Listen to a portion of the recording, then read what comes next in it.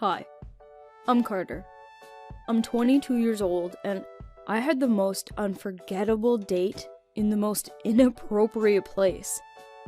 I never would have thought that this could happen to me, but here's what happened. After work one day, my colleagues and I went to the nearest bar. Betty from the neighboring department was there too, and I was trying to get closer and closer to her the whole time. At some point, I lost sight of her and decided to go to the bathroom. I pulled the handle. It was busy, so I decided to wait. When the door opened, there was Betty. When she saw me, her eyes widened and she froze in the doorway.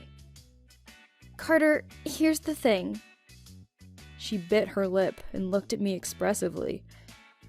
I dropped my necklace into the toilet, and I have no idea how to get it out.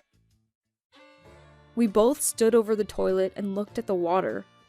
I don't know what was going through Betty's mind, but I was evaluating how far, or in my case, how deep I was willing to go to impress her. As the pause grew longer, it was clear that we needed to make a decision. Just at that moment, Betty put a hand on my shoulder. It's alright, Carter. I'll buy another one. I wanted to suggest that I buy her another. But not because I didn't want to retrieve this one, but because I wanted to do something nice. But I decided that it was too early to make such a suggestion. I was about to leave, but when I turned the door handle, it didn't budge. I tried several more times, to no avail. The lock was jammed. I reached into my pocket for my phone, but it wasn't there. Apparently, I had left it at the table. Betty, do you have a phone? We need to call someone so they can open it from the outside. No, I left it in my purse, she said, throwing her hands up. I thought that maybe I could just break the door, but first of all, I had never done that before, and it was impossible to be sure that I would succeed. And secondly, when would there have been another opportunity to be alone with Betty like this? Besides, someone would be wanting to use the bathroom soon, so our confinement was unlikely to last more than 10 minutes. Betty was looking at me inquisitively, her eyes sparkling. It was so disappointing that I couldn't read her thoughts. She was being so cute and open that you would think that she liked me too. At work, she was always so focused and closed. I wanted to ask her out on a date several times, but I always chickened out when I saw her stern look. But finally, here we were alone. What's more, Betty didn't seem upset by our imprisonment, or by the lost necklace. Had 10 minutes passed? Or more? Time seemed to stop for me, and I didn't want our captivity to end, just to go back to our separate departments. We sat on the toilet lid back to back and talked. I spoke a little about me and my family, and Betty a little about hers. She said that it had been almost a year since she lost her mother, and as a comfort, she wore her mother's necklace. Wait, that same chain? I even jumped. Betty touched her neck with her hand where the chain used to hang, and looked at me bewildered. Why didn't you tell me that it was so precious and irreplaceable to you? Now I'll definitely try to get it out. I lifted the lid and peered into the water. I could search the bottom with my hand, or in the pipe leading to the toilet. It could get stuck in there. I looked around in search of a tool or something similar, but my gaze stopped on Betty's wide, guilt-ridden eyes. Carter, I'm sorry. I don't need to get anything. I didn't drop the necklace. She smiled slightly and bit her lip again. I just thought I wanted... She came closer, and I felt her breath. At first, I couldn't believe it, but it happened again. Betty! She looked at me guiltily again. Have you had a phone all this time?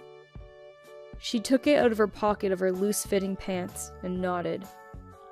It turns out that I don't understand girls or their feelings at all. It's a good thing that Betty was much more decisive than me. We laughed and called our coworker Amanda. After 5 minutes, we were free. I helped Betty fasten her chain around her neck and set off to accompany her home. The next day, we had a real date.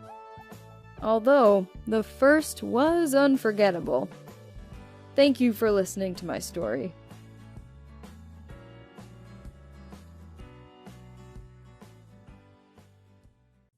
Hi, I'm Michael. I'm 27 and soon my dating life will ruin me.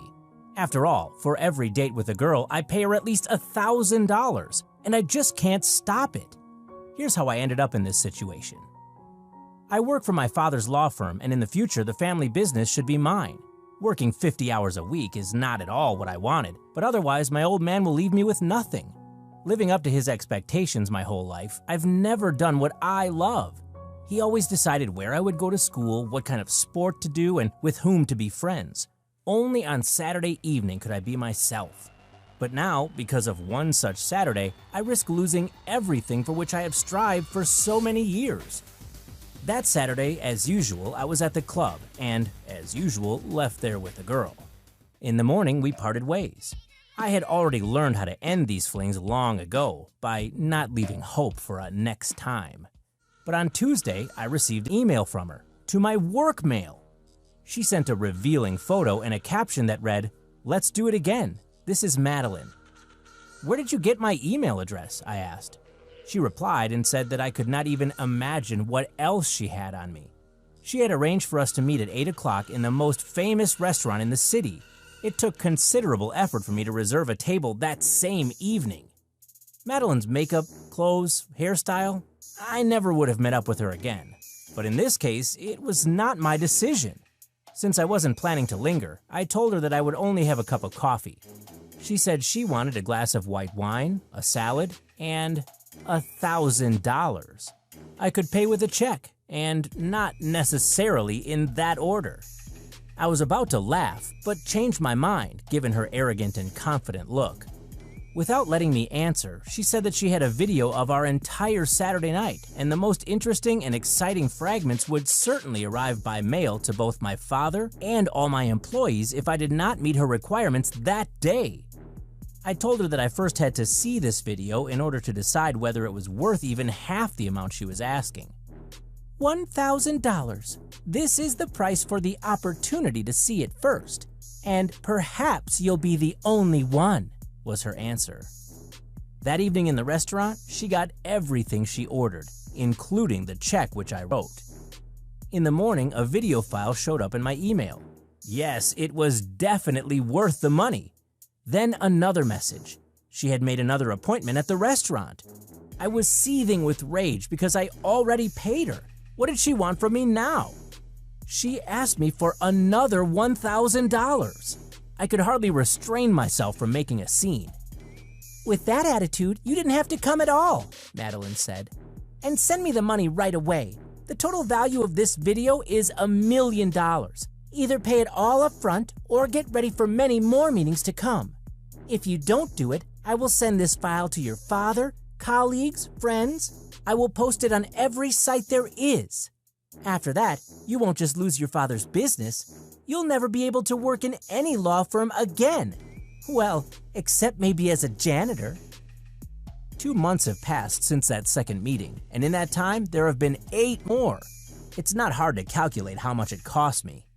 You're probably wondering what is on that video, and how am I stuck in all this? I reached out to my sources and found out that Madeline's brother had been practicing with his father not so long ago.